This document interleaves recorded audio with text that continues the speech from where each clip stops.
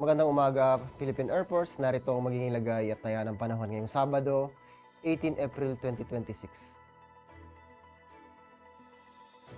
Sa kasalukuyan, patuloy na umiiral at nakakapekto itong ridge of high pressure dito sa ating bansa, particular dito sa Northern Luzon. Samantala, ang minomonitor nating typhoon na nasa labas ng ating Philippine Area of Responsibility na si Typhoon Sinlaku, kaninang alas 3 ng madaling araw, ito'y namataan sa layong 2,570 km silangan ng extreme Northern Luzon.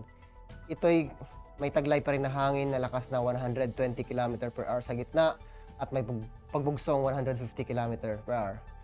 Ito'y inaasahan na kikilos northeastward sa bilis na 15 km per hour. Dulot pa rin ng ridge of high pressure ang Metro Manila at nalabing bahagi ng Luzon, ganoon rin ang Visayas at Mindanao. Inaasahan natin ang mainit na panahon or fair weather condition, bahagyang maulap hanggang sa maulap na kalangitan na may posibilidad pa rin ng pulo-pulong pag-ulan, pagkulog at pagkidlat. Para sa flight level wind chart, dito sa 2,500, ganoon na rin sa 5,000 feet, dulot ng ridge of high pressure area, aasahan pa rin natin ang mahina hanggang sa bahagyang malakas na hangin na nagmumula naman dito sa Hilaga, Silangan.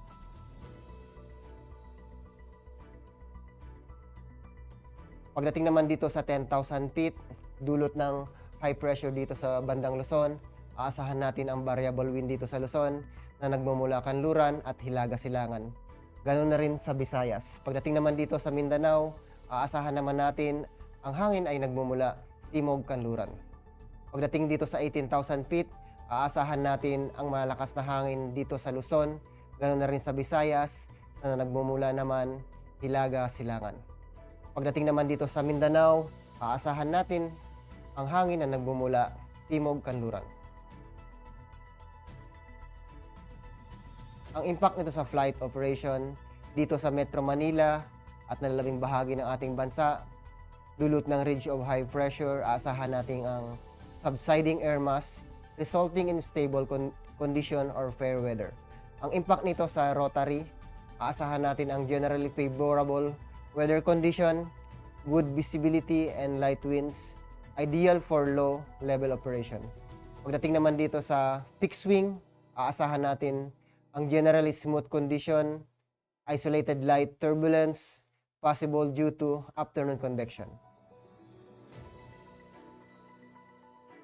Ang araw ay sumikat kaninang 0541 at lulubog mamayang 1810.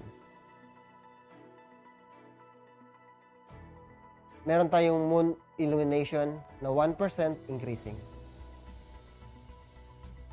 Para manatiling updated sa lagay at taya ng panahon, ugaliin i-follow aming social media account na Air Force Weather Center. In behalf of our Commanding Officer, Colonel Alvin John Cugador, PAP GSC, ako po si Technical Sergeant Bill Amory Bautista, Weather Broadcaster ng Air Force Weather Center. Muli, magandang umaga, Philippine Air Force.